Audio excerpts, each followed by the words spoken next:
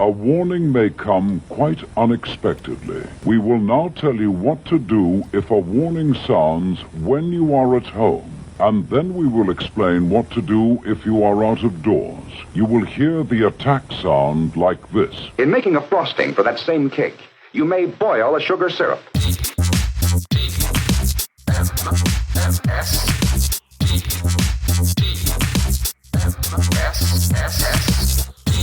The Morning Stream. I live, I love, I slay, and I am content.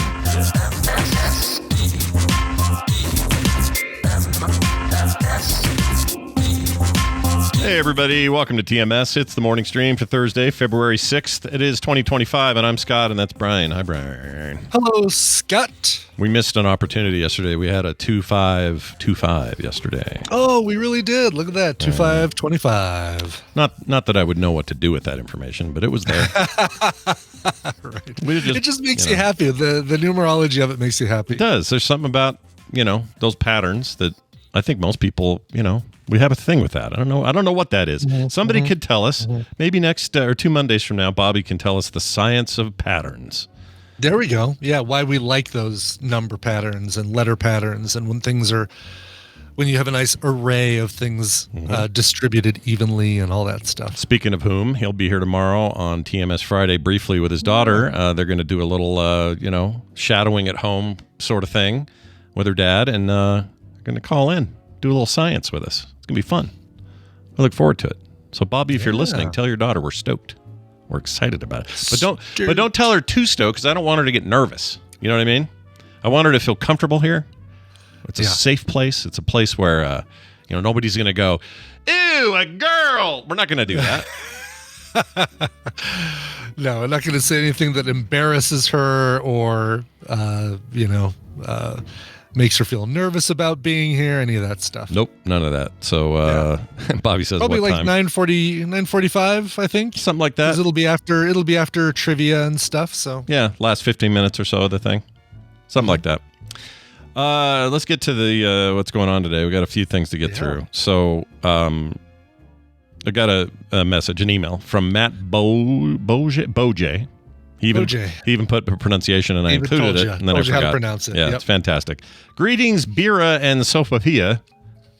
Biria and Sopapia. Biria. I'm currently in Ixtapa. Anyway, says it's pronounced as it's spelled. It's in Huatanejo, Mexico. Oh, does that sound familiar to everybody? Shawshank Redemption, baby. That's right. It says I'm in these rock that has no earthly reason of being there. That's right. That was still in America, but yeah. Let's see. Where are we here? I lost my place. The rock that has no business being there. That was still in the States. Remember? Oh, that's right. Yeah, because then you had to got out, and that's where it told him where to go. Yeah, and then he went and found him on the boat. Yeah. Find a white man who does not belong there is what it should have said, because he does not belong there. Right. Find the only tall white man in Mexico. Anyway, it says, I'm in these two beautiful towns an hour and a half northwest of Acapulco for the next 2 weeks on vacation, and wanted to give you an interesting fact about one of them. In the movie Shawshank Redemption, Andy Dufresne tells Red that he would love to live in Huatanejo when he gets out. And when he eventually escapes, he comes to live down here. Where in the end of the movie, he is scraping the bottom of a boat on a beach. The location that is filmed in is actually not Zihuatanejo. There's no N, by the way. There's one N, not two. It's Zihuatanejo. Well, I'm never going there. It'll be fine. You're Wainting Your Waintanejo. He goes on to say, but the supposed beach where they were was renamed in the late 1990s to Shawshank Beach. Thanks, guys. Matt. Oh, that's so cool. Isn't that cool? That's awesome. Yeah, I had no idea. That's awesome. Very cool indeed. I wouldn't mind going to Shawshank Beach. I would hang out there. Oh, it'd be so cool. Yeah. Do you have to bring a rock hammer? No, but you need you need a man who knows how to get things. If you can do that, then the rock hammer will come after that. You got to get the guy first, then you get the rock hammer. First the guy, then the rock hammer. That's right. Yeah. Anyway, that's awesome, and I hope you're having fun. 2 weeks on vacation. That sounds rad. No kidding. Oh man, never had 2 weeks vacation in my life where it's just straight 2 weeks. Never happened. Yeah, I did. We went to Australia. We did 2 weeks in Australia, but I can't think of the last. That may have been the last time I had 2 weeks off. When was that? Back in.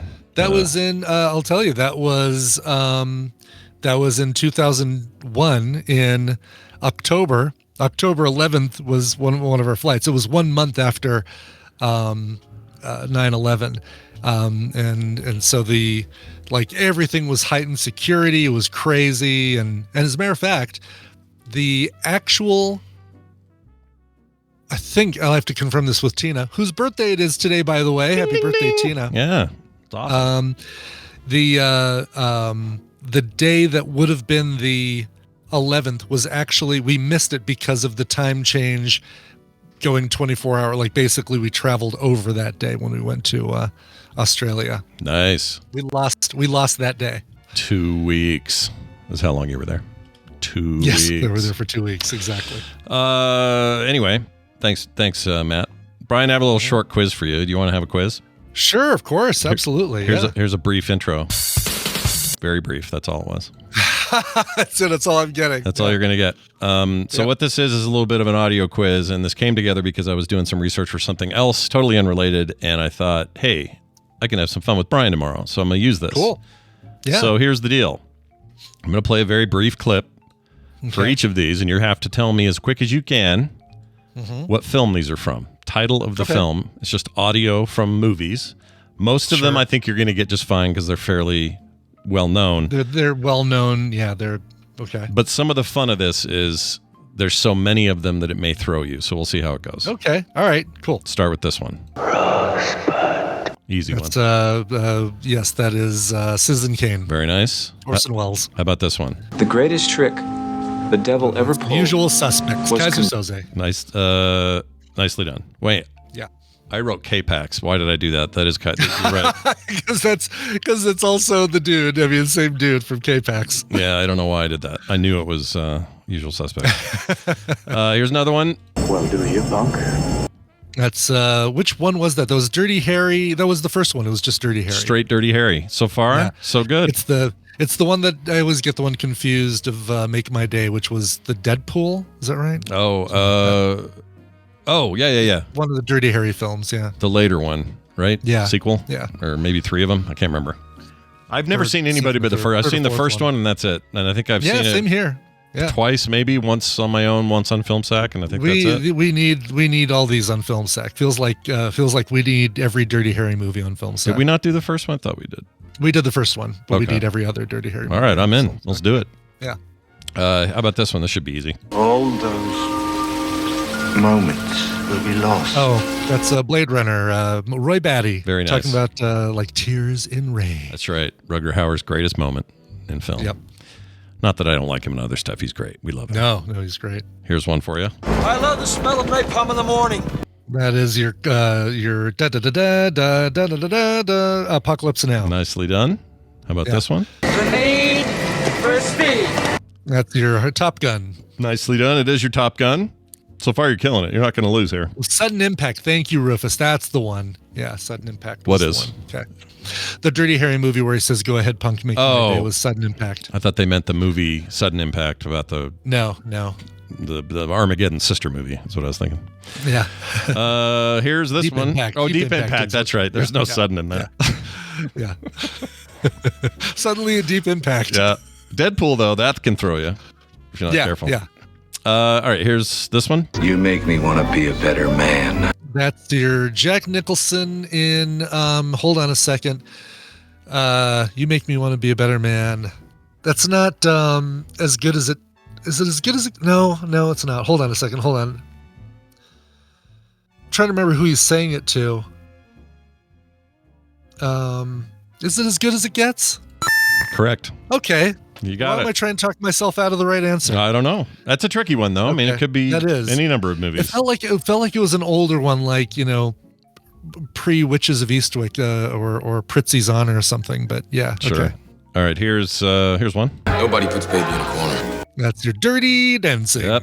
I always mix it up with the movie. Donnie Darko. No. Nobody puts Bunny in the corner. What am I thinking of? I'm thinking of the Clint Eastwood directed boxing movie with what's her beak.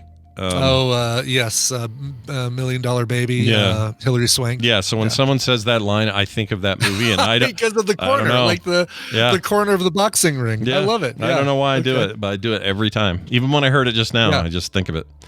All right, here's one for you. I'm not bad.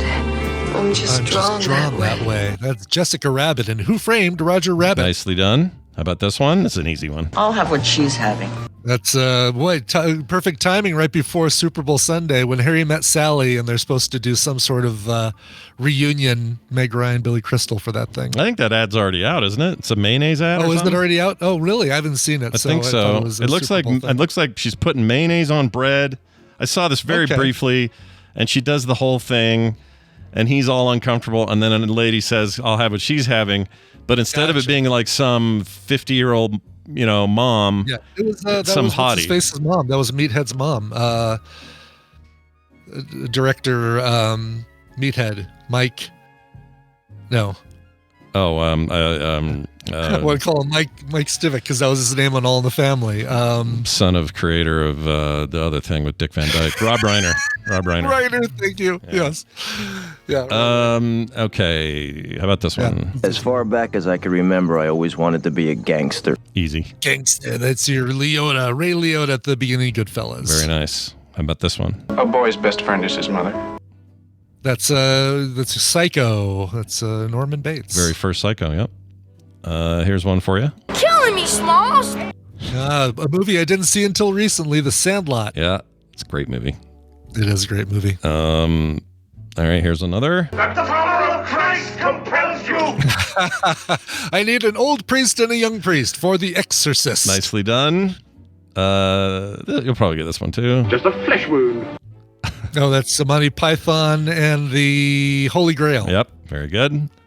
Make sure I got the right one there. Yeah, they all kind of blend. They all have great quotes. So. How's this one? I know Kung Fu. That's Keanu in The Matrix. Very good. Whoa. Very good. How about this one? I drink your milkshake. There will be milkshake. I'm in the mood. I'm in the mood for that movie. Blood. Love that movie. Where's my boy? I've lost my... Oh, here you are. Here he is. The Riddler. He's right here. All right. Here's this. I'm as mad as hell, and I'm not going to take this anymore. It's Peter... Well, it's the movie's network. The actor is Peter... Not Scolari. Nope. Peter... yeah. Peter, the actor's name. Peter something. Peter not Fonda.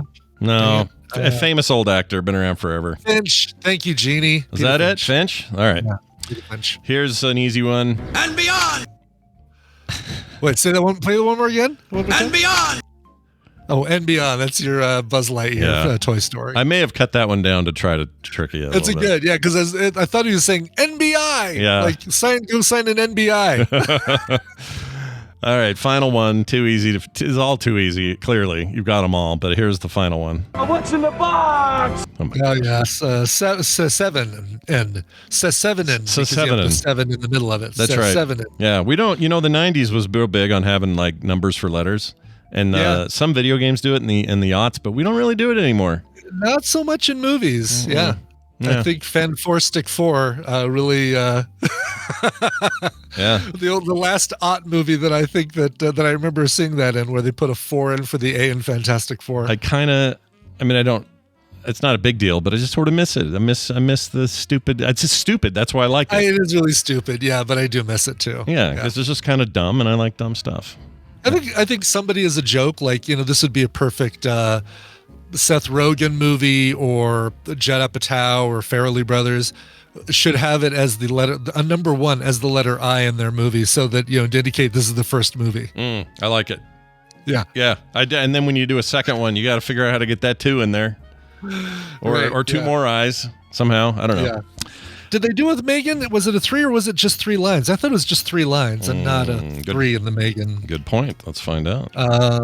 And I know the sequel just got a little 3. teaser. It is a 3. Yeah. It is a 3. Oh, really? Yeah. Oh, what it's written out it is, in the logo it's the 3 horizontal lines. It's the hamburger menu, as they call it. Oh, yeah. So I guess they had to... there's no searchability if you did. Was she Model 3? Is that why?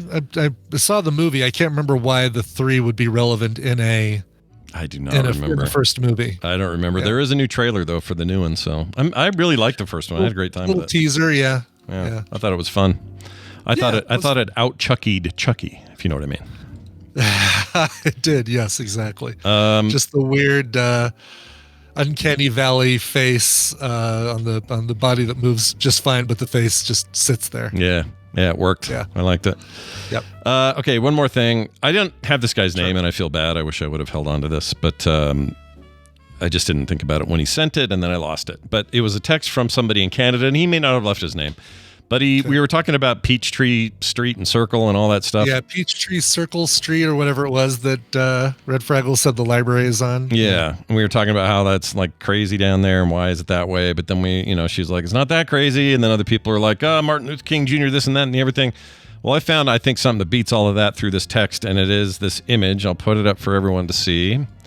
I love it. This is in Canada somewhere where off of Highway 7, the street is literally called that street, the other street, this street, and then at the corner of this and that, it is called this and that street. Yeah. This, that, and the other this, street. that, and the other street. That's freaking amazing. They almost look, are those mobile homes? Because the length and the way they're arranged, or is that maybe it's not, maybe they're just long homes next to each other, but I think they look like it's probably a trailer community. It kind of does look like they might be the ones that are stationary and don't go anywhere, but yeah, like when you just put down roots as opposed to like a campground or something. Yeah, my guess is they're like they do have rounded roofs, maybe not. Yeah, usually those have flat roofs instead of they definitely have a point to all of them, don't they?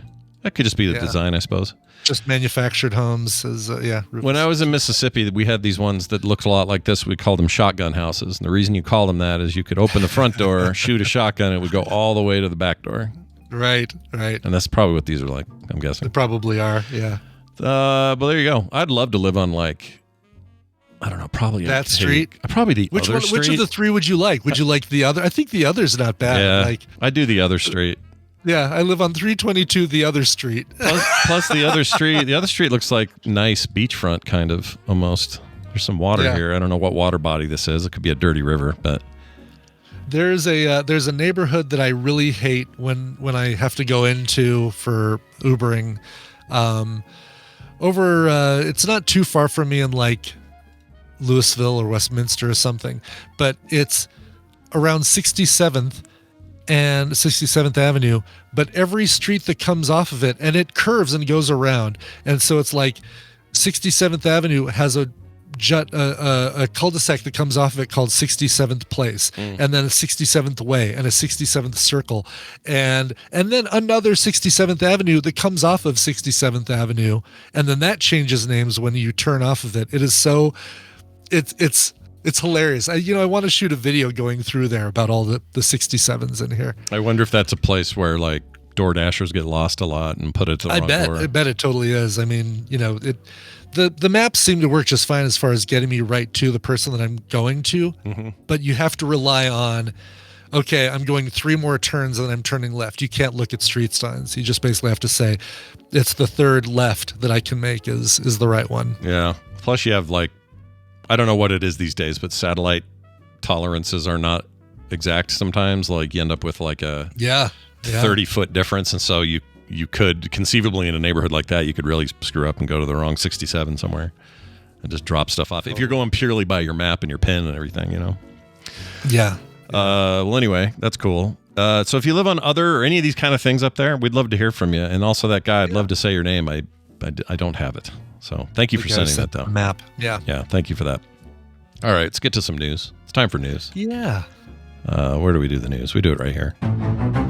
It's time for the news brought to you by All Around Science, a fantastic podcast by our own Bobby Frankenberger and Maura, each week tackling the science topics you want to hear. Get the show in all the places you get podcasts, as well as allaroundscience.com. Nice.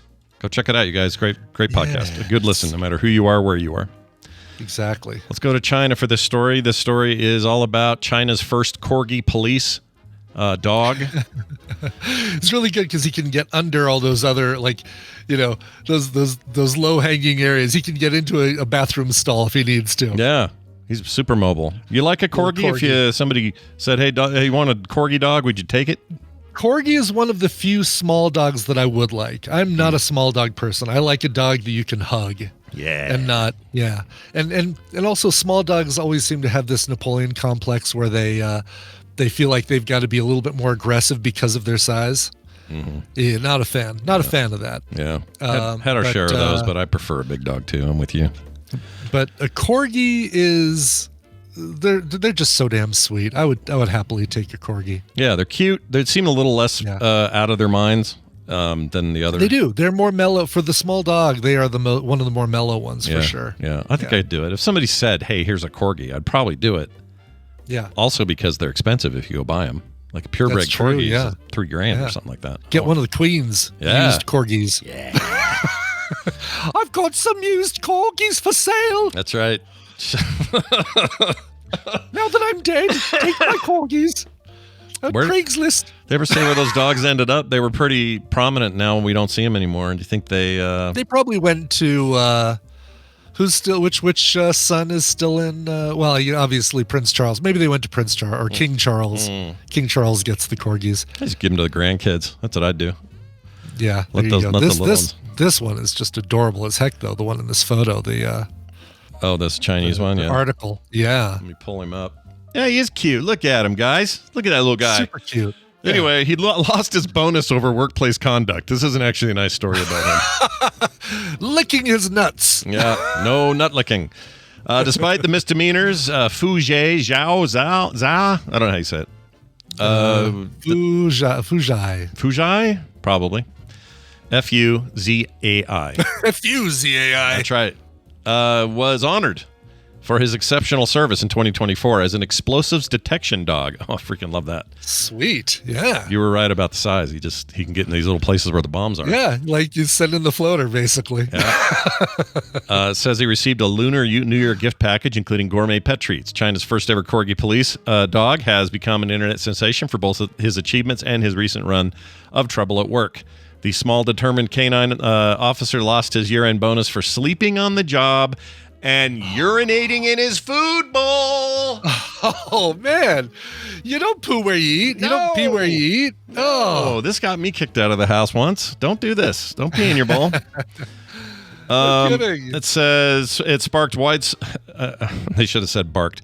Anyway, sparking widespread amusement and sympathy on Chinese social media. According to domestic media, Corgi joined the Weifang Public Security Bureau in Shandong Province as a reserve explosives detection dog in January of 2024 when he was just 4 months old. Just a wee puppy. Just a wee little pup. Despite his diminutive size, the now 18-month-old dog stood out for his exceptional talent in detecting explosives, winning over his trainers and the public alike. But Lucky Boy graduated to become a fully qualified police dog a little bit later. That was in October. Everything was going great until he peed in his bowl. And now he's in trouble. It was all fine until then. Yeah. Now, why I have two China stories in a row, I don't know. This was not on purpose. Oh, funny. Yeah. But y'all are going to have to deal with two of these today. Sorry. Deal with it, folks. It's just the way it is. China's hosting something kind of cool. I would go to this if I could. They're hosting the world's first foot race between humans and robots. Humans versus robots. Yeah. Wow, I kind of like this. Okay. I would watch this. In the race to build the first humanoid robots, or the best, rather, China is quite literally ahead of the pack.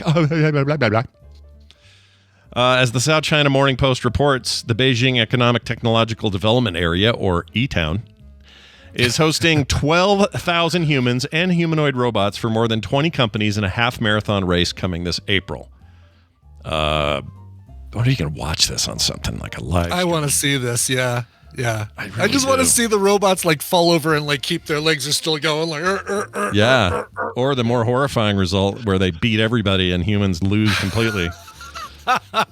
Let's see, 13 miles roughly. Robotic competitors both cannot have wheels and must stand between 1.5 and 6.5 feet tall. They can be as short as a foot and a half tall. That's great.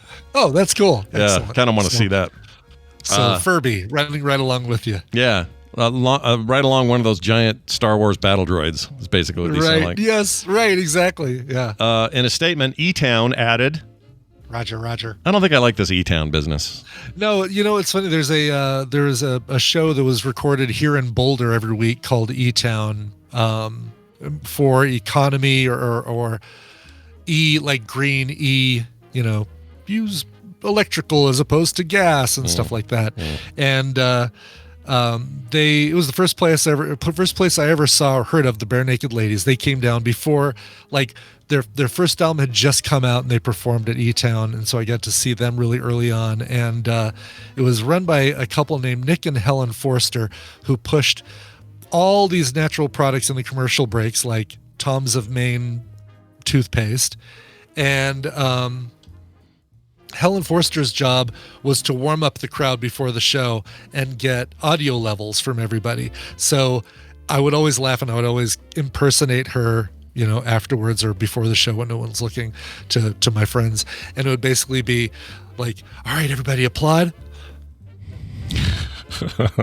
And I'm gesturing the push away, and then the bring it on, and then the push away, and then the bring it on, and the push away, and then She's a human applause sign. Is what she is. She's the human applause sign, the Gong Show applause meter kind of thing. But anyway, those shows are great. You can find them online. Old E-Town shows, great indie bands and stuff on there. Wow, I never even heard of that before. Yeah, I installed their. God, what was it? This was when you did. Before wireless networks, I installed their wired network, which was a token ring. Token ring, baby. Woo! Yeah, where basically it was like the coax cable going all around the office. You had to have an end cap stopper on one thing, and every... It was the worst. Troubleshooting those sucked because if one went down, everybody went down. Exactly. It's like a chain of Christmas bulbs. Like, you don't know which one is causing the break, but it takes down the entire network. Yeah, I worked for a company who made token ring cables, terminators, and token rings. That's what it was. You put at the end of it. Yeah. What was there was something else in there we sold. I can't remember what it was called. It was like a router, but not really a router. Absolutely horrible. Splitters. And then if a splitter went bad, it didn't matter where the splitter was, the entire network down. So bad. Yeah. It was horrible. Terrible. I'm glad we got past that because it sucked. Let's see. This is the first race ever. This is some of the rules. Competing robots must have a humanoid appearance and mechanical structure capable of bipedal walking or running movements. So they have to be humanish. They can't be just like a refrigerator with, wheels on it. Obviously no wheels because they said no wheels. Can't be four-legged like the bomb dogs or whatever those things are called. Right. None of that. It has to be 2 legs. 2 legs running like a person. This is key. Anyway, this will be the first race in history pitting bipedal robots against bipedal humans. As opposed to the time we did quadpedal robots against quadpedal humans. Right, exactly. It's fun saying pedal. I want to watch this. I totally do. This would be great if, hopefully, they're going to have something on YouTube, online. You can stream it or at least watch it after the fact. Yeah, they've done this before, like one-on-one stuff. They even talk about it here. Yeah. They have this. Let's see. Last fall, bipedal robot named Tiangong, which means heavenly place, jumped into Beijing's Yijiang half marathon toward its end. It only ran about 100 meters. It wasn't that fast. Got a medal because it crossed the finish line. Participation trophy, basically. But that's it. That's as close as we've gotten to this. This is like a full-on 13-miler. No last second come in. No just showing the robot for a second. Run the whole time. Here's my prediction. Humans will win, but the robots will be freakishly better at this than they've ever been. I think so, too. Yeah. Yeah, I think the human will be the first one across the finish line, but I think there will be robots that cross the finish line well before the final human crosses the finish line. That's good. Yeah, I think that's true. They will not be all robots at the end. That's a good point. Right. Yeah, and that should be enough for us to go yee a little bit. Exactly. Just a little bit, just a teeny bit. All right. That person cheated. He cheated. I will now kill him. He started running before the gun went off. I have no conscience. I will murder him. Beep, boop, beep. You made the mistake of putting part of the race course over crosswalks. I cannot see crosswalks.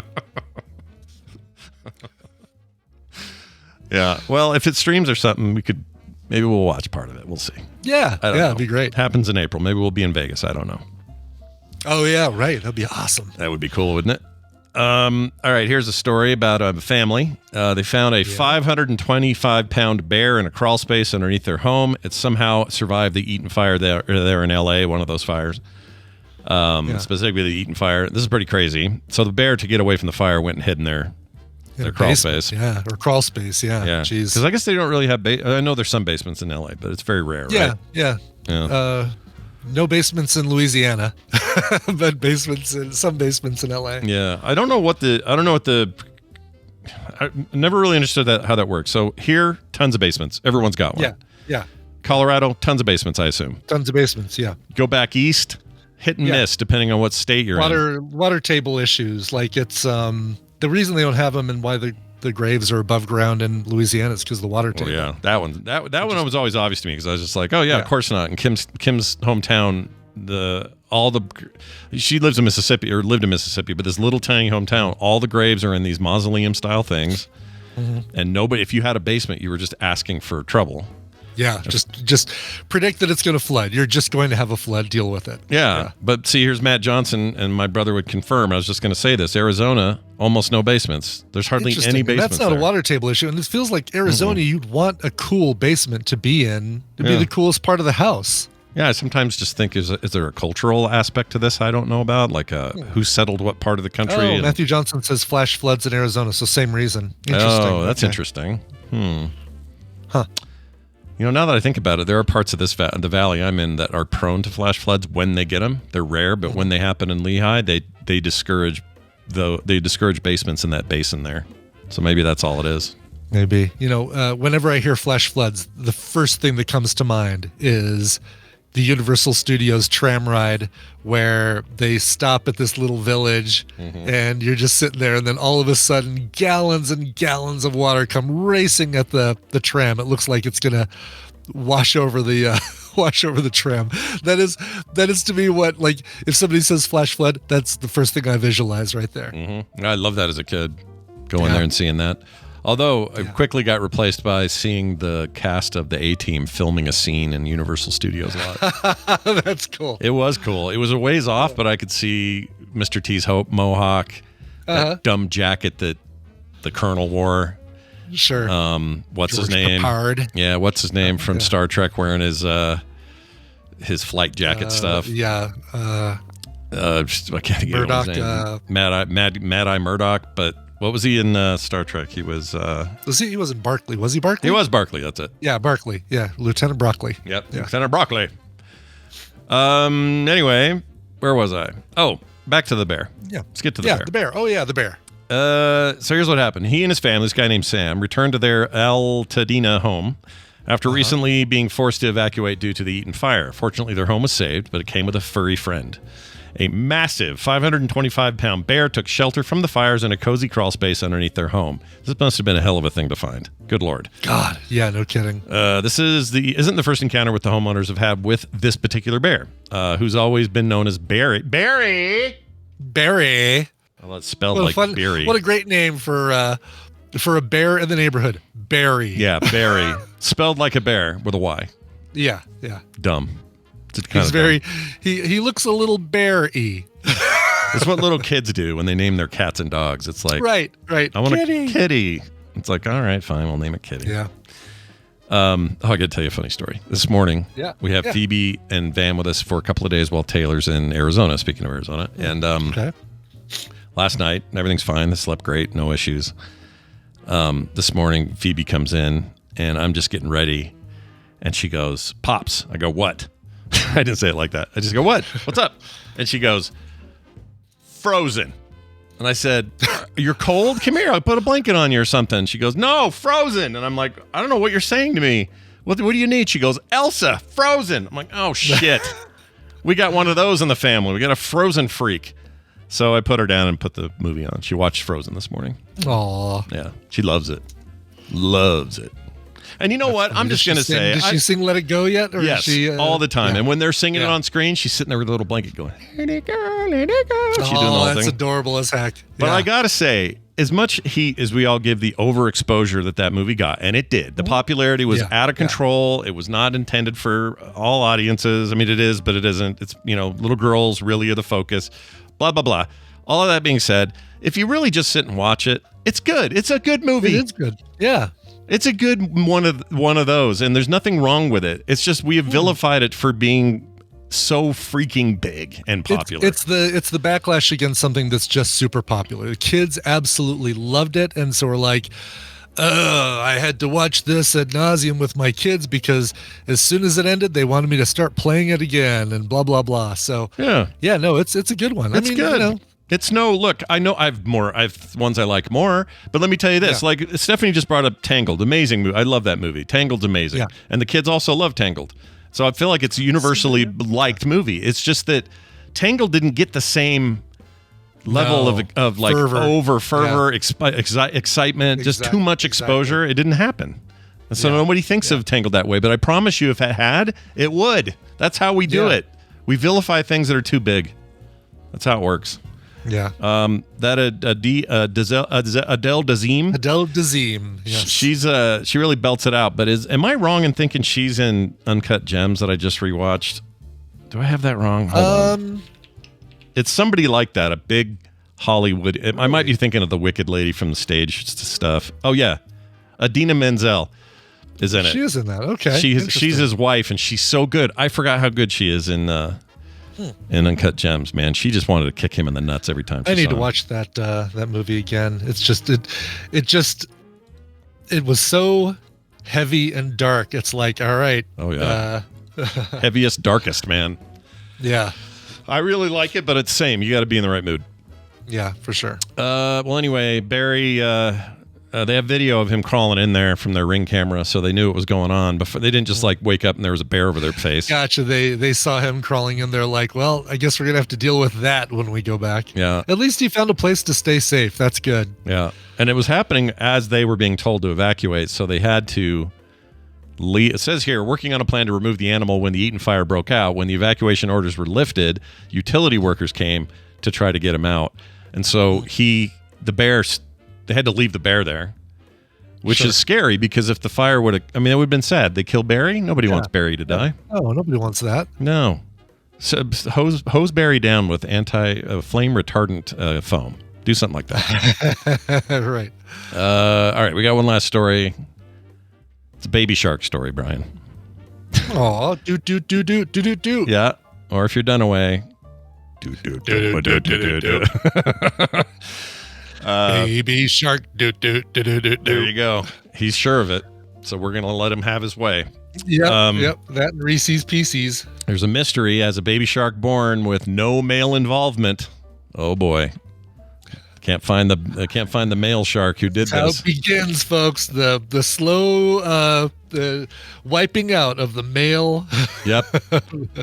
The male gender. I'm gonna march because my gender's at stake here. Exactly, at risk. Yeah. To quote Ian McComb, played by Jeff Goldblum in Jurassic Park, life finds a way. Thanks, article, for pointing that out. You could have just said as Dr. What was his name of the thing? No, I can't do it.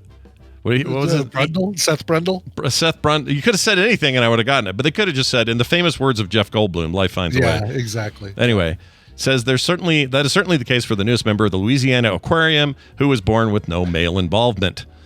The swell shark pup named Yoko.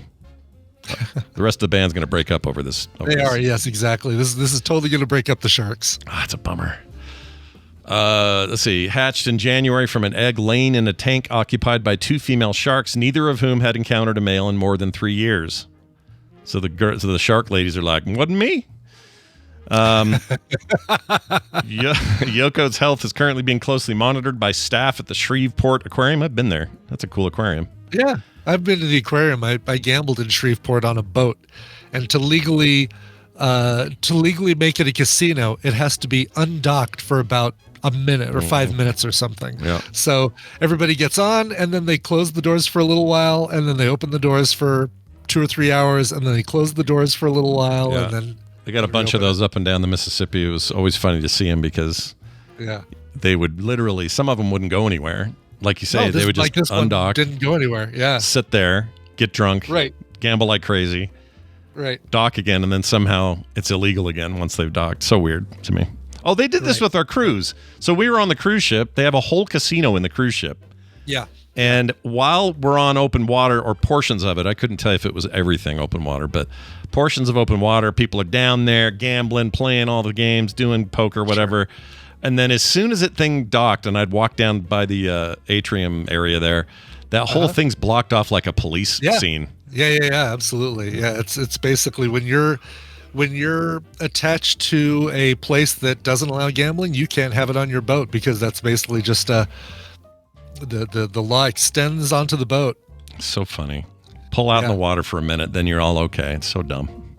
The things we do as humans, the things we dance around. Right. Exactly the loopholes that we find, and and the fact that, basically it's like the law knows that they're doing it. The Federal Gaming Commission knows that they're doing it. It's just like, nope, we're going to stand behind this law that they have to close their door and lift the drawbridge for 5 minutes, and then once they put it back down, they're okay. Everything's, they're able to do this. It's just silly. It is silly.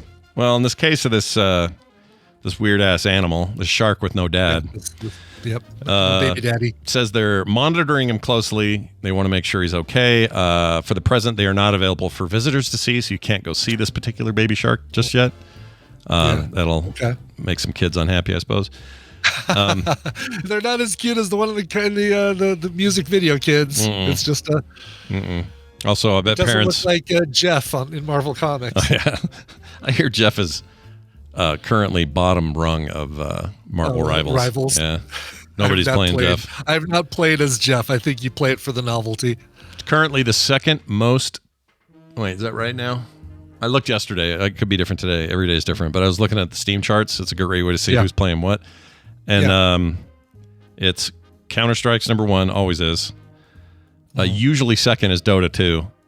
And then other stuff. Right now, 2 is Rivals. Rivals is like holding the number 2 spot. Yeah, I have not played in weeks. I need to get back in there and play. It's been a while, too. Been so busy with getting the pinball machine built, 3D printing, figuring all that stuff out. I've got a couple commission things. Through Uber into the mix, freelance. I feel really crappy because the only game I've had time to play really is Snap, and I want to play something else. Sure. Sometimes it's just a matter of I have a minute, I can play a game of Snap. I have a minute, I can't play a game of Rivals. Right. You're not gonna. Yeah, you can't do it in a minute. It's not gonna happen. Exactly. Seems like they're getting the Fantastic Four. Maybe they already got them, or they're coming. Yeah, they're coming. Yeah, I don't know if they're in there yet, but I saw the announcement video. Yeah, some of their outfits look like they're matching that trailer we saw, which makes me think they had early access to the trailer look. Probably because they want to sell some skins. That's what they want to do. Yeah, sell some skins. That's right, baby. Well, anyway, this Greg Barrett guy says this is an incredible situation and shows the resilience of the shark species. He's the curator of all this. And then he says, it really proves that life finds a way, he says. Nice. Anyway, no additional comment at this time. See, they have a picture of this thing? Let's see. I want to see this baby with no dad. Baby shark? Well, there you go. They got some video even. Let's see here. It's loading forever. Oh, ad loading. Never mind. Oh, there he is. Oh, he's cute. He is. He's got I can't tell if that's coloration or is that coming from shadows and stuff. That's coloration. That's some specklage. Let's see here. So normally, when eggs are produced, the cell division process that leaves the egg with half the parent organism's genetic information. Small cells known as polar babies are also created, also with half the female DNA. Normally, it becomes the male's job to come in there and finish it up, right? But in this case, they have something what they're calling parthenogenesis, a rare form of parthenogenesis, a rare form of asexual reproduction. All right, I know that word because of the band Shriekback. Oh, they have a song I don't know about. They do. It's called Nemesis. It's one of the best post-punk. Oh my God, what a great song. And the chorus goes, big black nemesis, parthenogenesis, no one move a muscle till the dead come home. Oh, geez, that's cool. Yeah, it's great. It's awesome. I'd like to hear it. You should hear it. It's a like if you like The Cult and Gene Loves Jezebel, all from that era. I do. Then you'd love Shriekback Nemesis. Those are all bands and groups that I do like. Yeah. Cool. We're going to take a break. When we come back, my sister Wendi will be here. We got a follow on from something we talked about a while back about how we perceive time. as adults. And she really liked this one, said, hey, let's use it. I said, okay, great, let's do it. So that'll be here shortly. Before that, though, a song from Brian. Yeah, we'll go up to Northern California for this one. Flood, if you guys facing floods out there. Sacramento-based active rock band Nerve, spelled without the final E, so N-E-R-V. This is their brand new single. It's called Lost. I'm saying it like that because there's an exclamation point. Unlike the TV show that was just Lost. This is, they've also got an official music video showcasing the band's high energy performance, and they're going to hit the road to support the new single. These guys are great. The band is Nerve. Here is Lost. What are those flaming zigzags for? To tell pedestrians not to cross on them. A piece of toast and one of these. Some peanut butter or a slice of cheese.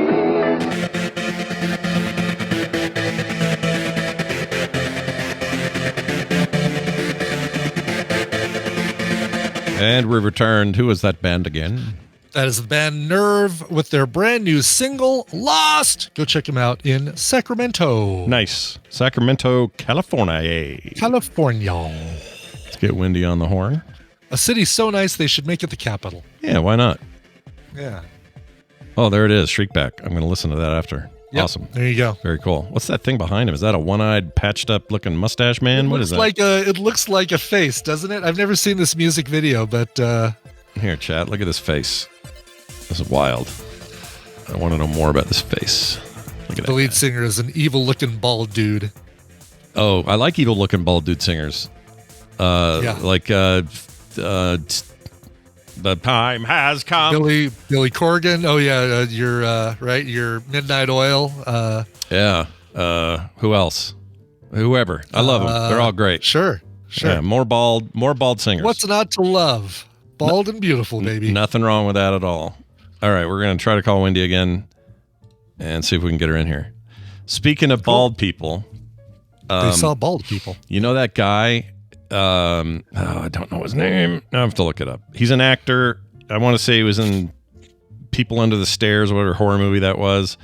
Bald, scary actor. What's his name? Anyway, I saw this guy at the airport, and I forgot to tell the show about it.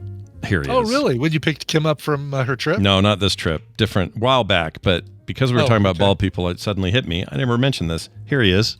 This guy. I don't know his name. Oh, that guy, really? Yeah. Oh, wow. Do you know who I'm talking about? He's in... I know exactly who you're talking about. Yeah, that guy right there. Almost looks like the Toxic Avenger. Yeah, yes. Like Toxic Avenger minus -3. Like he's not quite fully toxic yet, but he's... I saw him walking around SLC International. It was weird. It may have been for that guy's name? Conference or something. He was in Weird Science, says Red Fraggle. I don't remember him in that.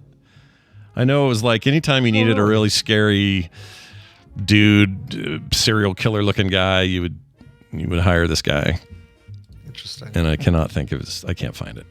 I can't think of, the problem is I guess I could look it up by Weird Science, but he's clearly not in the top cast. Let's see. Weird. Benjamin says Michael Berryman. Michael Berryman, that's it. That's totally it. Don't pay the Berryman. He is not as tall as you assume. He's tall, but he's not like freakishly tall. He's just like... Oh, really? Yeah, he looks like he'd be tall. Yeah. I think it's just because he's all stretched out and weird God, looking. who was he in Weird Science? It's not in the top cast. He is in... Wow, he's way down here if he's in here. Voyage of the Rock Aliens. My God, he has a lot of photos from Voyage of the Rock Aliens. I would watch Voyage of the Rock Aliens. John Berryman? Oh, he was in One Flew Over the Cuckoo's Nest. Oh, that makes sense. It's one of your wackadoos in there. Okay, here he is. Nope, that ain't him. That's somebody else. Oh, The Hills Have Eyes. This is him. Yeah, The Hills Have Eyes is what I was thinking of. Devil Rejects I saw him in. What else? Yeah, if you need a weird looking dude, he's your guy. Oh, yeah, X-Files. Now that I see him, it's like I remember that episode of the X-Files. Yeah, I like that guy. I like Star Trek 4, The Voyage Home. Ah, Star Trek connection. Fantastic. Yep. All right. Well, I'll keep ringing Wendi. She no answer yet. Let's see if she's texted me. Maybe she's on the phone or something. I'll find out. Oh, there she is. Give me a second. Need to pee, she says.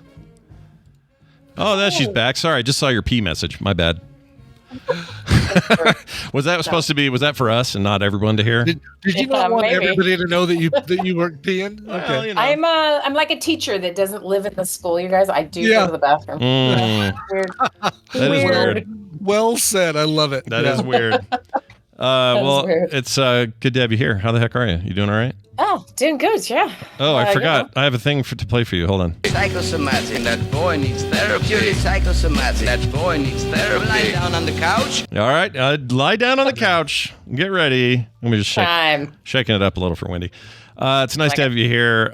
We're pretty close to seeing each other in Arizona. You know, yeah, we're going down there. It's going to be fun. See the siblings. Everybody get to hang out a little bit. Push mom around in some sort of wheeled device. That'll be fun. Yes, and be warm. Yeah. Can we not forget the warm part? Oh yeah, it's going to be nice and warm. That's true. Although it was 70 degrees here yesterday at one point. Whoa. 70. That's weird. I know. It was jacked up. That is not right. But then the wind blew real hard. Some rain came, and now it's down back to like the cold temperatures. So I don't know what's happening here. I can't explain. Just like a little heat wave. 38 right now, high of 43. So fun. Anyway, that's enough of the weather. It's time for the real helpful stuff. Wendy's a therapist. She helps people with real problems every day, and she comes on this show on Thursdays and does a little Therapy Thursday segment with us. Usually it's an email, and that is what today is. It's a bit of a follow-on to what we discussed before regarding our perception of time and how it changes as we get older, that sort of stuff. And Wendy's like, yeah, let's do it. And I said, okay, so I'm going to read this. Wendy, are you ready for this, or do you want to set up anything for this? Nope, ready. All right, here we go. To Scott, Brian, and Wendy. Listening to TMS 2714, you asked listeners to write in if they had thoughts on perception of time, so here's mine. When you are young, your length of time to compare time with is short, so time seems longer. Each milestone that you're looking forward to, birthdays, the holidays, etc., are so far away that it's so special you've only experienced them a few times. Fast forward till now. I'm 47 with 2 teenage kids. School terms fly by. The office Christmas party is only 12 weeks away, and I feel like we've only just had one not too long ago. This is because I have over 7,000 days of experiences to compare to instead of just a few hundred, like younger people. I also feel anticipation may play a part in our brain. The more we are looking forward to something, our perception of time slows because we can't wait for this special thing to happen. A time Doppler effect happens at the event's speed as the events speed past us. And it's suddenly over, and we have to wait another amount of time for it to happen again. Lastly, on the flip side, when we are not looking forward to something, it seems to get to us really quickly and drags out because we aren't enjoying it. Example, a work meeting. Happy if you use my name, that's fine, he says, so we will call him Andrew Asher77 from the future down under in Australia when we see him. Yep, he knows what the future looks like. I wish he was like 5 years in the future. I want to know what that looks like. Yeah. Wouldn't that be amazing? Yeah. Just 4 years. 4 years in the future would be nice to see. Yeah, I'd like to know what's going on. 1,438 days. That's what I want to know. Do you have a countdown clock? How interesting. I do have a friend who has paper chains. Yeah, every day just removes a paper circle. And, that's great. I love it. Yeah. That might be a good way of tracking it because you're trying to handle it day by day. That's a way to do it, I guess. Yeah, it just keeps you in the moment. And maybe each paper you have something written on it that's like a little affirmation. I don't know. I think like a 1,000+ hole advent calendar with little airplane bottles of booze would be just fine for me. Yeah, there we go. I like that. Smart. That's a mentally healthy decision. Yeah. Right? I think so. Yeah, that's kind of just one little hit of cocaine per little door. You just open it up, snort it. Yeah, you actually even open the door with a little rolled up $20 bill, and then there's not even a door. There's just a little hole. Yeah, you stick the thing in, snort it, you hope for the best, and you walk away. You hope it's coke. Yeah, not. But you don't know. Never know. It could just be powdered sugar. Poison. Could be anything. To your brain. Well, these are terrible ideas, and we love them. But Wendi, let's talk about this. We talked about it a little bit before, but we didn't really get into the whole like I liked his description of this being a time Doppler effect that can occur, especially as you get older, and it does make sense to me discussing that from the perspective of when you're a kid, you just have less Yeah. 2 birthdays is your life when you're 2. Right, exactly. That's you've basically got 600 days and 2 birthdays making those up. Yeah. So, but then you got, which really so everything will seem long to you then. But when you're 70, you've had 70 of those, and then times 365 by 70, and now you're in nightmare land. Like, yes. And for me, it's more the latter point that he makes about when you're anticipating something. Time does feel like it goes slower because you're just sitting there waiting and waiting and waiting for that time to come. Can't wait for the 1 week from today, the Captain America movie. Time is going so slow, but this other thing that I'm not in a hurry for. My God, that sure showed up quickly. Yeah. Oh my God, that meeting you're avoiding. Taxes are already due. Yeah. Well, Totally. and that's part of it, right? Because the kid only has the movie to look forward to, and none of this other stuff, and none of the other stuff. Yeah. Well, okay, so I'm going to argue against the kids experience this differently now. I think that has changed since we were kids. So we'll get into that in a second. But let me just give you the nerd words for what is actually happening. Okay. So it's the logarithmic time perception or proportional theory. That's what it's called. And it's the idea that we perceive time relative to the total amount of time we have already lived. So kind of what you guys were describing. So for a 5-year-old, a year is 20% of their life. For a 50-year-old, it's only 2% of their life. So as a result, each new year feels shorter in comparison to the total time already experienced.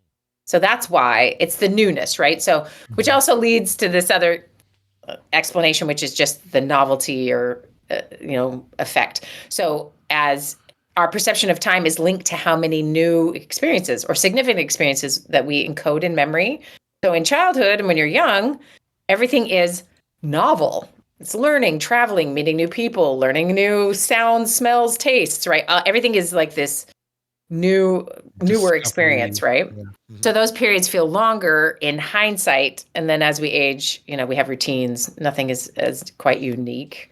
And so time actually shrinks. And then here's where I think this theory explains, why kids experience time going slower than adults. I think taxes probably does explain some of that too, but so we process more information per unit of time when we're young because our brains are absorbing and categorizing those new experiences. It has to do it rapidly, right?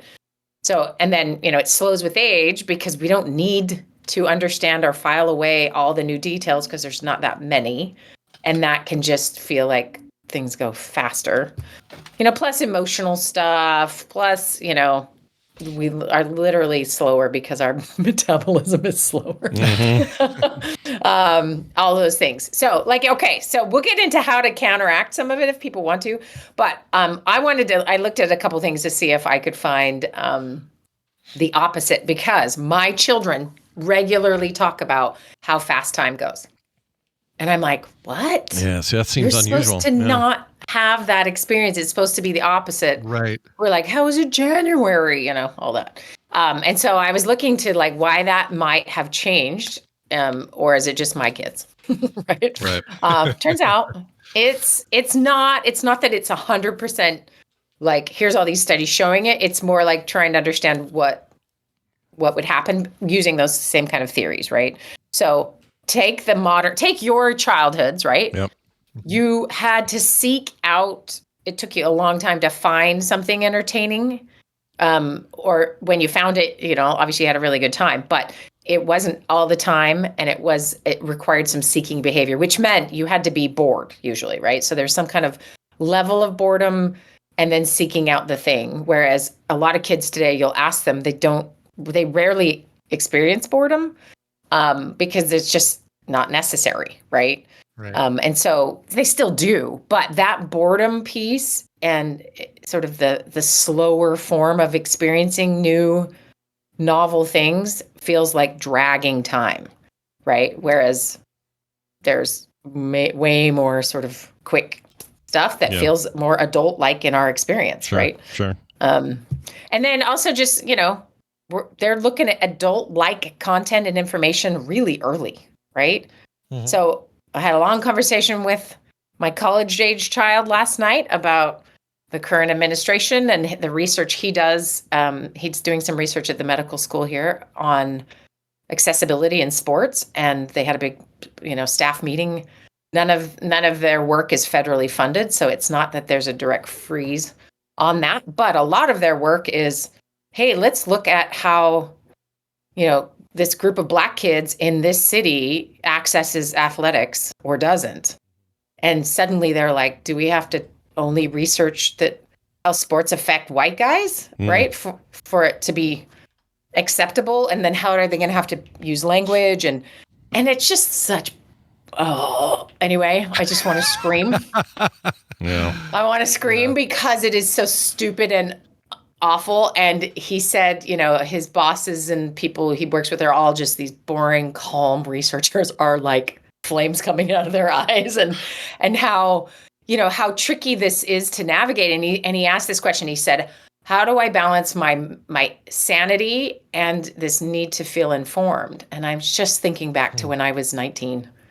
Did I once have to wonder if my sanity was at risk by doing or not doing something? It was full of the exploration stuff of learning new things and being open to new things. So that process is still in place for everyone who's 19. The difference is they have adult content accessible constantly to them when they should be still engaging in, wonder what a taco in Mexico tastes like. Let's go. Like the adventure or the seeking out the new or understanding something exists maybe for the first time. I think kids know so much younger. It's like, kind of think of it as like a compressing of childhood experiences so they can feel shorter.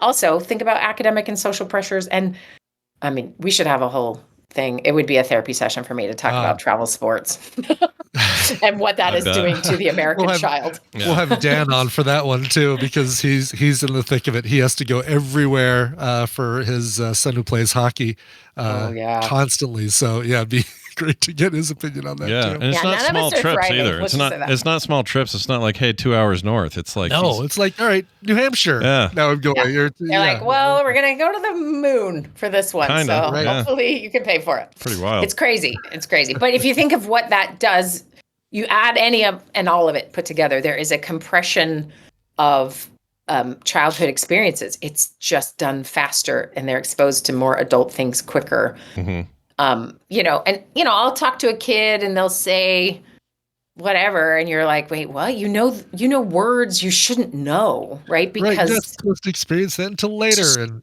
it's stressful, and it's whatever it is. Versus like, I love this example. My mom, Scott, I don't know if you know the story, but the first time my mom had ever heard the word rape, she did not know what it meant. Oh, I kind of remember this. She'd never seen it written. Yeah, she was like 23 years old. Yeah. And it was in a newspaper she happened to see. Yep. And so she's had to ask around. And we're talking like, that would have been like late 50s, early 60s, right? Something like that. Yeah, right? And so when did you guys know what were exposed to the word rape? Oh, gosh, I probably was 12, 11. Yeah. Right.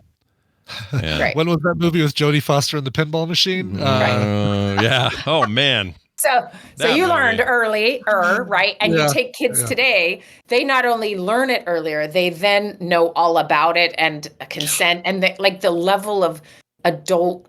And this is an example of like, wow, this is like a good thing that kids are more prepared and understand the difficulties of life. But what that does do is means their actual innocent era is much shorter than it used to be, right? So time really has it plays tricks on us. I guess that's the point. And this is what our Australian friend is talking about, is like, it isn't as steady as you go because it's the Doppler effect or whatever the physics of this is. It's ultimately we are unable to sort of, time doesn't feel the same, which is kind of fun because you're like, hey, Star Trek, what's up?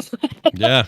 But but then we have the problem of not enough childhood can also be problematic, right? Yeah. And so a way to counterbalance this for kids would be just like obviously more unstructured time, more play that is not endlessly entertaining and at their fingertips. So a little more novelty, a little more boredom. Stuff they have to work for. Yeah. A little bit of more effort. Yeah, board games or there's some thing we're trying to get to at the end of this hike, like a lake where we swim or something like this. Sure. It's not immediate, right? Yeah. And then real-time balance What is with this screen time. outdoors you speak of?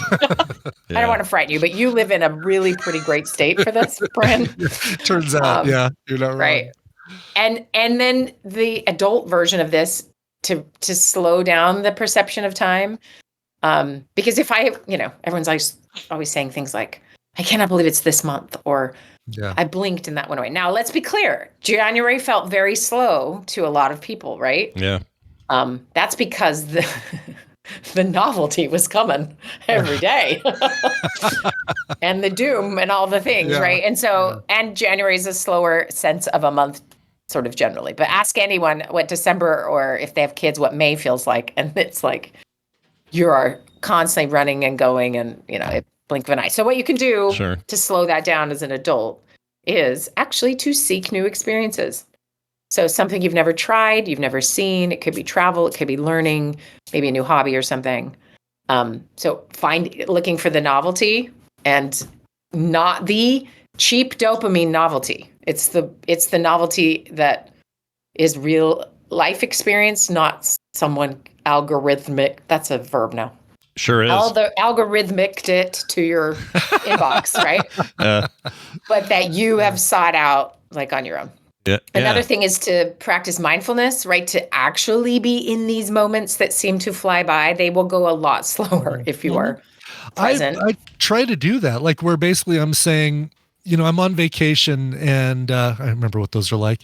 But no, I'll be on a trip and I'll say, oh my gosh, I always think about, oh man, this is like the halfway point of the trip. I only have half as much time left, instead of saying, no, I'm 3 days into the trip. I'm really enjoying this. Let me think about how much I'm enjoying this, and not think about how little time there is left. Right. Or anything like that, where you spend more time thinking about, oh, my time doing this is almost up, instead of just being in the moment saying, oh no, this is great. Enjoy it now. Yeah. Yeah. And that's a really good analogy. The being on a trip and thinking about it ending is this version of, our brains to operate well in human history, to survive, is to anticipate a future outcome that you can protect yourself or change, right? Like let me warn you, this may be coming. So it's natural for our brains to go to something to dread at the end. Yeah.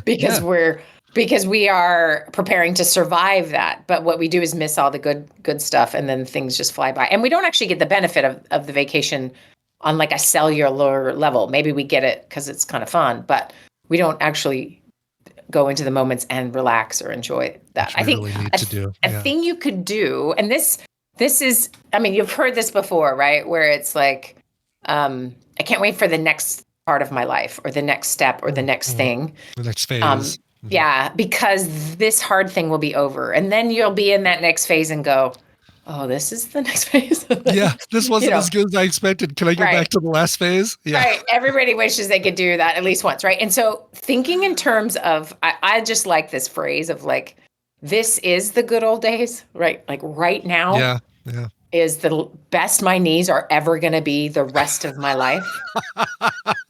And so I really am like, when my knees do things well, I'm just like, you guys, good job. Like I try to really be like, this is the moment of that this is the day, right? Not one day I'll look back at pictures of me right now and my kids right now, and I will not believe that was so long ago, right? But it's literally today. And so having a mental practice or mantra, or even like just acknowledgement of like, this is it, taking a moment and really like letting whatever you're doing be absorbed. I find it tricks my brain into going like, oh yeah, the future, these are the days, like that nostalgic look backwards. I can just create it right this minute and really appreciate this minute. So that tends to help me. Do you guys have ever anything like that? Do you regret your all the basketball you played now because your knees are like paying for it these days? No, I didn't play hard enough that I hurt my knees.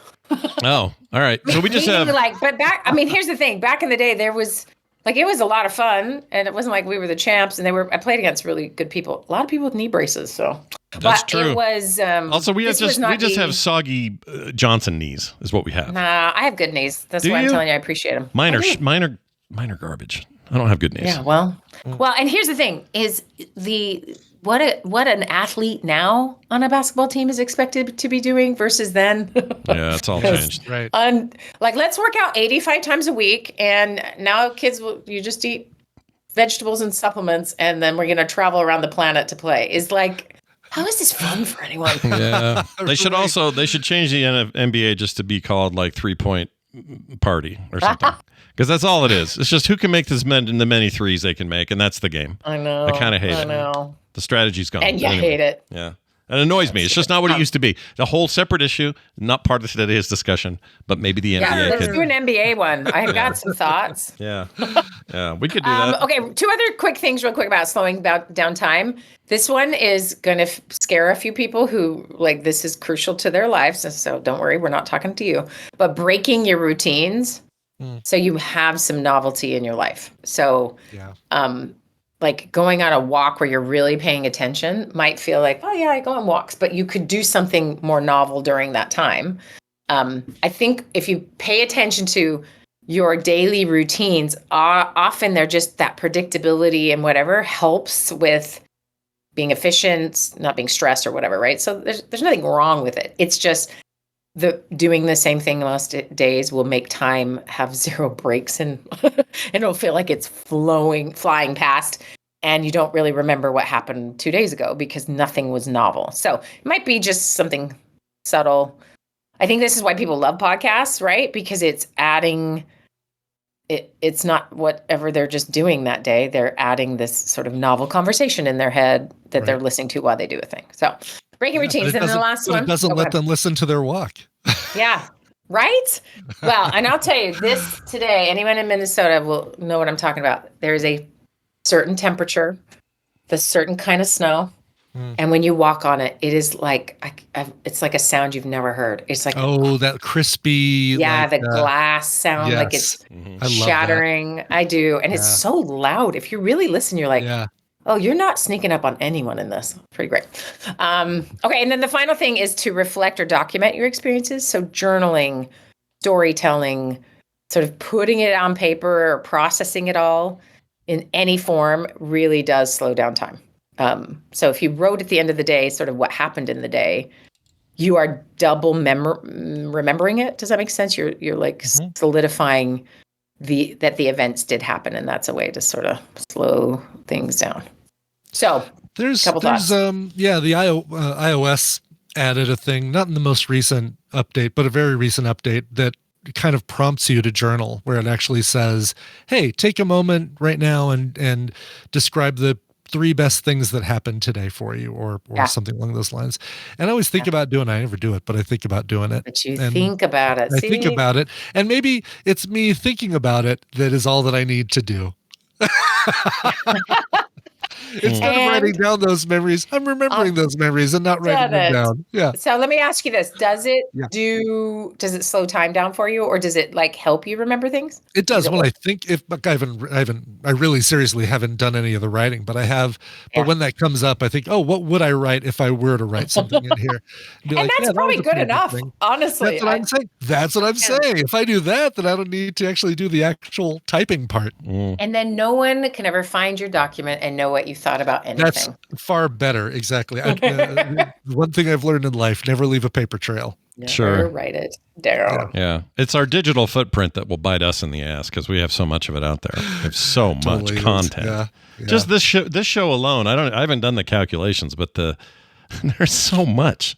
Like the world could end, and if anyone has my hard drive full of MP3s, I think they just have my life now. That's just me. Oh, for sure. That is like, and the amount of content we've provided for AI. Oh yeah. When AI gets perfected, the learning a voice and isn't this weird little fake Fletcher Mario from the Atlantic, that we're gonna, it will basically sound just like this, and we won't have to lift a finger. Yep, that's the idea. Hologram. I want to lift a finger, folks. I'm not saying that, oh my God, it'll be so nice when I don't have to do the show. No, I want to do the show. Yeah. I don't think anyone's going to want to listen when AI is that good. So that's the one thing I'm holding on to. Because like, who cares? If a robot does it, who cares? It's not fun anymore. What is We want blood and we want flesh and blood. That's what we want. Right. So on the journaling front, I've been trying to do this better. I have been doing it. There's this tendency to want to reach back into my childhood where I was told journaling was like this very introspective, you're really spilling your soul every night into your thing and how detailed you needed to be. And I'm trying to get myself trained off of that notion and just say, write something. Lunch was cool today. I saw a weird guy put a thing up his nose. Anyway, see you tomorrow. Like I need to just be a little looser about what I'm doing. And that's been hard for me. My training is your great grandchildren will read this. Yes. So I'm like, well, I can't write anything because they're going to be like, Grandma was insane. Yeah. Right. If I write that guy picked his nose and made me laugh, right? But really, so are we writing it for someone else? And I think you can untrain yourself by, it burns up at your death. That was going to be my question, because one of the problems that I definitely have this, is I think too much about that. And I was trained the same way. These journals are going to be within your family line for perpetuity until time ends. And all I can think of is, well, I gotta be careful what I write. Stupid. Yeah, you gotta be careful who the audience is or whatever. And that's dumb. That sucks. It slows you. You got to go into it thinking that not only is nobody from your family going to read this later on, you're probably never going to read it again either. You're going to write this, it's out of your head, and you're never going to touch it again. Yeah. Right. Yeah. Right. So that way, Brian's got it really encrypted within his own mind, which is great if it works for you. But for others, maybe like even just the process of reflecting has the power to like witness your own life. So this is a term that is lots of people will use in therapy, directly. I don't.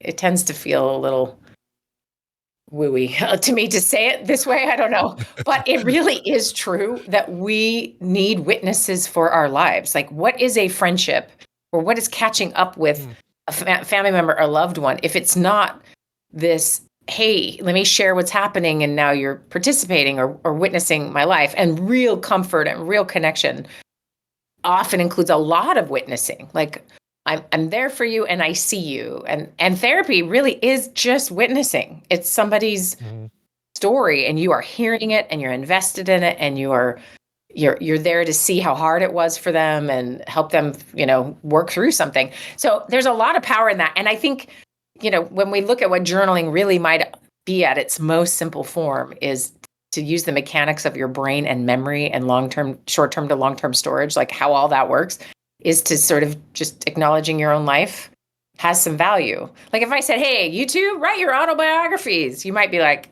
yeah, okay, well, I'm not sure that's going to help anyone. Right. We might actually just use a tool to transcribe these shows. And there we go. Done. There we go. Right. But if we think of like, it's not an ego-based thing. It's not for your great whoever's. It is actually this process for you while you live and breathe, and some people, this is just never going to be interesting to them. And then for others, they really come to discover like what a gift it is to process on paper and like have some freedom there and even witness their own life and feel like, okay, well, I want to remember that, or I don't want to remember that, or whatever. And you can do anything. So Scott, you should really just force yourself to write the stupidest thing every day. Well, like that's, I'm pretty sure it is. Have you seen his YouTube channel? I'm pretty sure it's stupid as it is. Not stupid, but just like I have been making an effort to not get all up in my head about it and just vent it, like put it out there. Just go, I've written what I want to write. Like I do this thing. The little ones are staying with us for a couple days while Tay's hanging out with Mark in Phoenix, and fun. Yeah, they're having a good time, and they're here, and the kids are great, but it's a little stressful because Van's got school in the morning, and it's just like having kids again a little bit. And also, I never sleep well at night when they're here because I worry about them all night. I don't want to be the house that one of them chokes in their sleep. Something goes wrong. Yeah, or whatever it is. I hate that feeling of like, that whole idea of having to say, sorry, Tay, but one of them jumped down the stairs and probably his femur's forever ruined or whatever, right? That's not my watch. It's not much of a diagnosis to say your femur is ruined, but you know what I mean. Yeah. Yeah. So what I did last night was, I mean, we were having a blast. There's so much freaking fun that it absolutely makes up for it. But those kinds of anxieties are real. And so I wrote a bunch of stuff about that. I was just like, you know, like almost that whole idea of like, if you write down the worst thing, that thing will never happen. Yeah. It's a weird comfort that comes from that.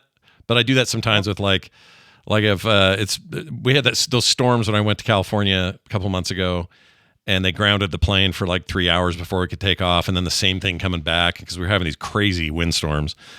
And normal flight anxiety about windstorms, like, yeah, this turbulence is no good, and I know that they can do it, but also they're waiting till the skies are safe, and that's why we're here for 3 hours on the tarmac, and blah, blah, blah, blah, blah. But in my head, I'm like, what's the worst thing that could happen? I'll think of that terrible thing, and then I'm better because there's no way that worst thing's going to happen. Yeah. It'll be something well under that, down to boring. Exactly. And that somehow is comforting. I know that's not going to work for everybody because they may catastrophize themselves into thinking the worst thing's going to happen. And I'm not saying this works for everybody, but for whatever reason, it works for me to go a little dark, then pull back. Does that make sense to you at all? Yes. Okay. Yes. 100%. All right. And that's one way. Or you just get treatment for anxiety. Problem solved. Problem solved. Okay. No, I love it. I think you should just write whatever you want to write. I mean, if I could give everyone a little like test on this, try one of two things. One, just start writing something down.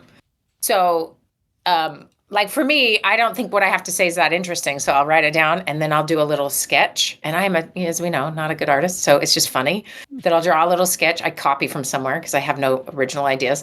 And my kids are always just like, what?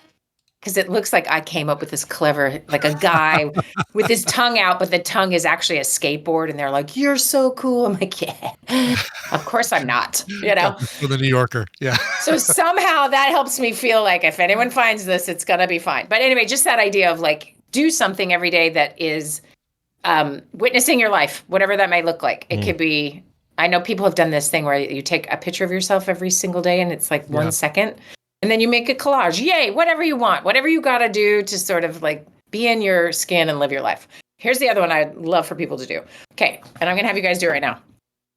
Something is happening this weekend for all of you, because guess what? Everyone has a thing all week, and that might just be you sit there, but you have something this weekend, okay? Yep. I want you to pick whatever one thing you're doing and to really be present for it. So, for example, I'll tell you what mine is, and then you guys, maybe you could share yours. Good. So this Saturday, there are these lakes in Minneapolis that freeze over, of course. And of course, it's not every year because of global stuff. But anyway, they usually freeze. And I think I've told you about them. They make ice lights out of like whole cities full of light and hanging beautiful ice things from trees. And it's this gorgeous, like you walk around the lake. Or when it's frozen, you walk on the lake and you go the whole distance in snowshoes or cross-country skis or whatever. And it's just freaking magical. Like glorious lights trapped in ice everywhere, cool designs. One time there was a whole band made out of ice. So like the trumpet was frozen into the ice. It was so cool. And drums made out of ice. So cool. We're going to that. Abe's got a new girlfriend. Woo-hoo. Anyway, so we're going to meet her. Wait, what happened to what happened to the Italian, Firey Italian girl? What happened to her? She's great. They broke up like the first week of the first semester of college because, they need to live their lives. So I get it. They're good friends and it's fine. Okay. But I do miss her. She's great. Yeah. But I'm going to meet the new girlfriend and hopefully not call her by the wrong name. Anyway, but we are going to be going around this lake looking at this beautiful stuff. And they have these huge fire pits and a band playing usually. And these really long sticks. And they just give out marshmallows and everyone just roasts marshmallows in huge groups of people. It's so fun. And it is one of those things where I could go and pay attention to my cold toes, or I could go and be super worried that this new girl thinks I'm stupid, or I could, there's all the things you can do. But what I'm going to do, and this is what I want you guys to think about, what can you do? I mean, this is a fun thing.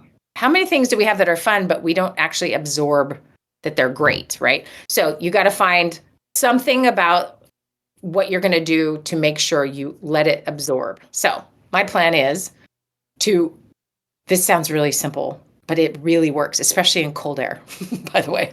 And that is so I like to do this whenever we're at this, it's called the lopet, and it's this big old circle thing. Anyway, I like to go, there's usually piles of snow, and I like to just go lay in the snow. Yeah. And just stare at the sky. I do like that and too. Breathe. I mean, it is the most magical feeling, right? To like really appreciate the hundreds and hundreds of people who have taken the time to freeze these beautiful artworks and put light in them. Like I can just take a minute and like really sit in it. And it might be fun with a girlfriend. Who knows? It's always fun to be with Abe. And I love the marshmallow part. That's like one of my favorite things, like to really look around the circle and look at all these people in their dumb hats and their like thousands layers of coats. And like, we're out on a freezing night. Like, it's just, there's something about it that really pulls you into the moment, but I have to engage with that something. Right. And I would say that's true of your grandkids being at your house, Scott. Yeah. Right. You can be in worry that they're going to break their femurs, or you can be sitting and laughing and focused on one of them. But the difference, sometimes it happens naturally. What I'm asking everyone to do is pick one thing this weekend where they, on purpose, engage the I am present muscle. Like, I am here. That means your phone needs to be thrown across the room. That means nothing else is distracting you, and you are absolutely present with your D&D group. You are absolutely present while swimming. Whatever it is you have that you're going to do this weekend. So do you guys have something on the top of your head we can work with? Or Well, I'm going to that book opening. We have a listener who lives in Springville, and they're opening. They've had this dream for a long time to open a bookstore. Him and his wife. So cool. So they're opening a bookstore. I'm going to go there as soon as we safely transfer the children. Hopefully not Indiana Jones style and giant ball chases us down a hall after. But we're going to change. We're going to swap the children out and then go to Springville and go to this opening and hang out and see this place. And I'm just really excited about it. But it's an interesting point you're making, because I don't have anything about it that I'm like stressed about, right? Or that I'm worried I need to be somewhere else, or I'm worried about any of that. It's not. So I feel like the act of me going there and doing this is in itself the escape.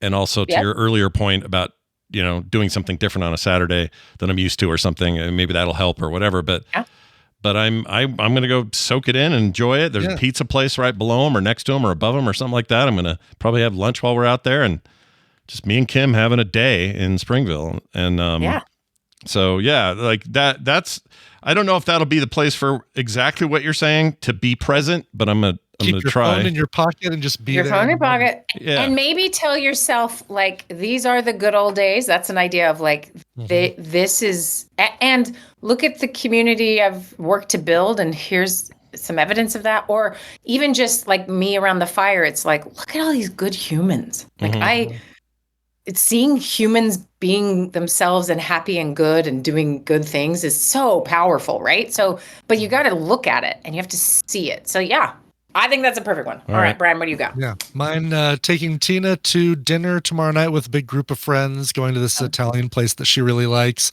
And phones are going to be in pockets and not, not like, oh my God, check out this, photo I took of the cat, or lull in conversation. Well, let me see if there's anything on right or whatever. It's going to be in the moment, present, and maybe a photo to put on the socials really quick. But then so everyone knows you're living your best life. And really, here's what my life is every day. Yeah, an example of what to like ground it in a little is like take a minute and just like really look at, like, you've seen this in movies where someone's sitting there and they're appreciating, and there's music, right? And they're seeing their loved ones laughing or whatever. Like, take a minute and really like, wow, look at all these people who choose to be in my presence. Like, I am lucky, or whatever the thing that comes to your mind as you really pay attention and open your mind up to, this moment is this moment. It'll be good it's good for everyone. Okay, so I would like everyone to take on this challenge. If you have no plans this weekend, you're like, you know what I'm going to do? I'm going to sleep a lot because I'm exhausted, and I'm going to pet my cat. Do it with the cat. Like, really feel the fur of that cat. Really appreciate that you have a cat willing to let you pet it. Whatever it is, right? Like, sort of be really present in what your life is and this moment, rather than, which is rarer than people think. Cats are jerks sometimes about that. So Enjoy Well, These days.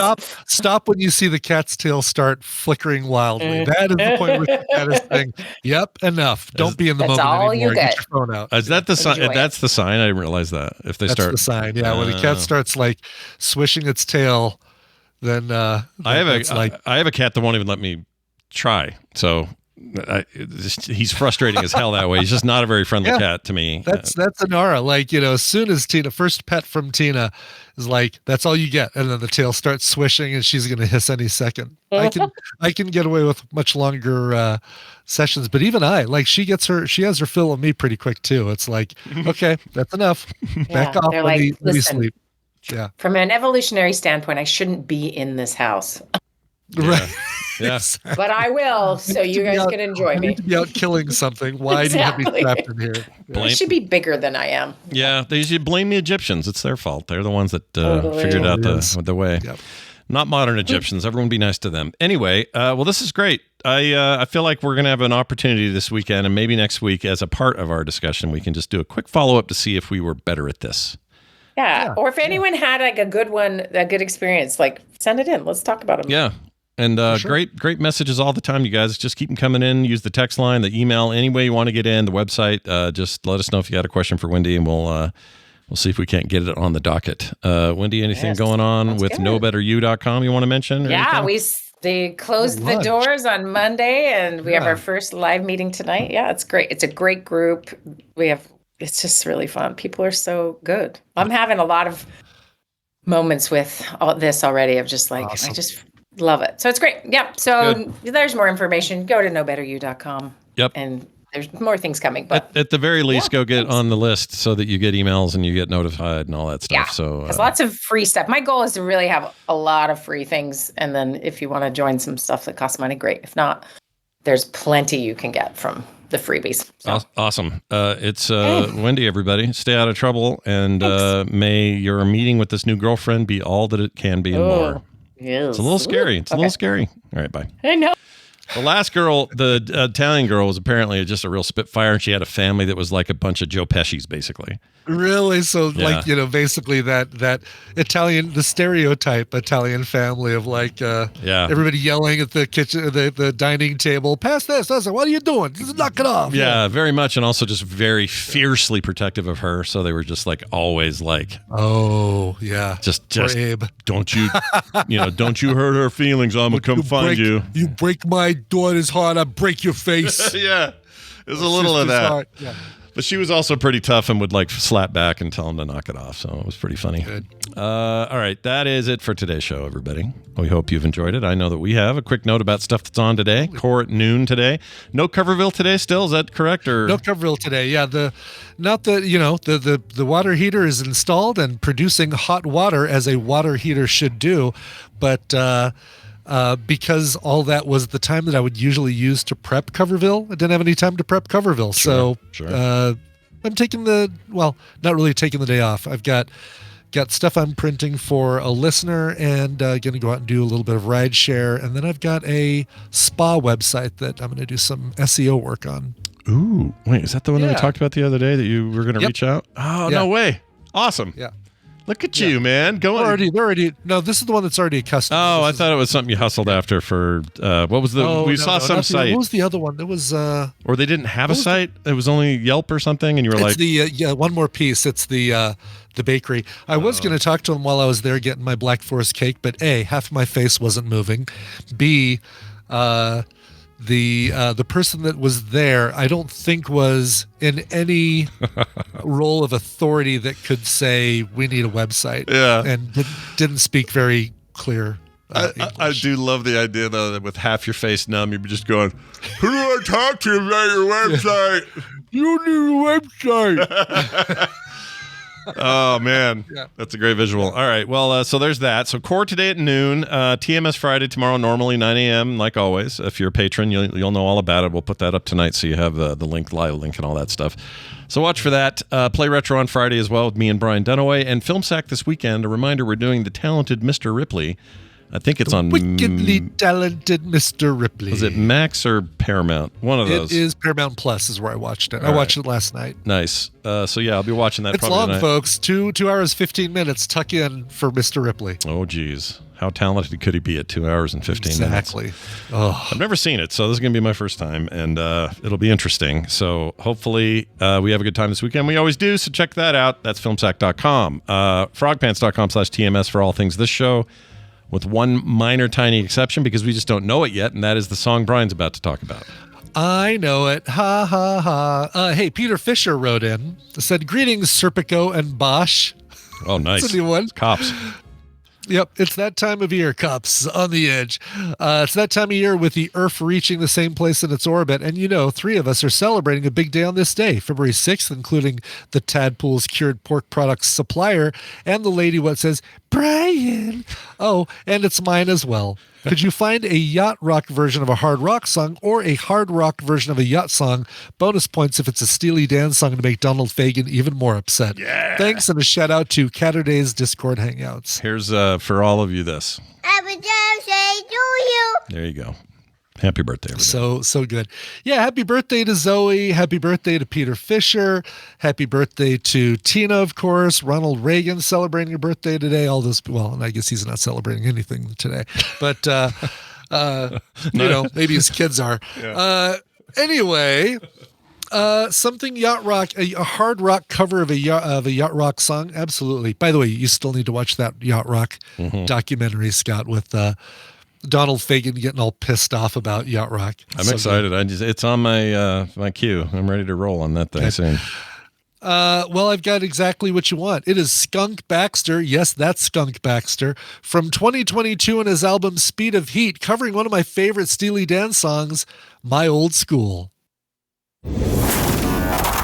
Oh, my goodness gracious. These shows are so contagious. Find more goodies at frogpants.com.